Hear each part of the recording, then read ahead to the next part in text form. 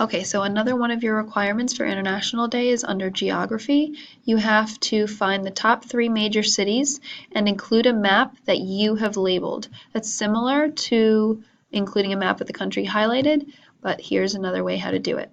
So first you need to find your image. So if you paste in a map of your country with cities already labeled, that's good, but you have to label them themselves. So you see my map here has all of these red dots which list the cities, but that's still not good enough. So you need to label things by yourself. So you have to go create a text box and type in the city that you see. You can obviously change the color of the text if you can't see it, depending on what background you have. Okay, and the same thing as before, you can go create an arrow and you create, this kind of arrow from here. Click where your text box is to the actual city. And you can make that a little bit bigger. You can make it a different color.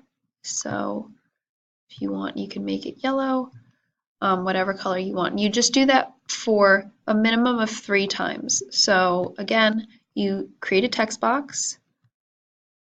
Okay. It doesn't matter. You can make them all the same color.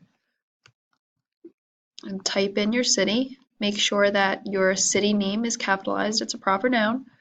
Okay. Create your arrow and just drag it pointing down or left or right, wherever, to your city. Change the line weight so it's a little bit thicker. You could change the color for it to stand out.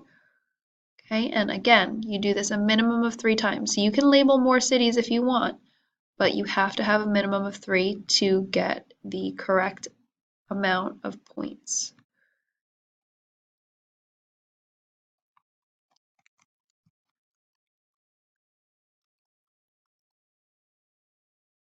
Very easy.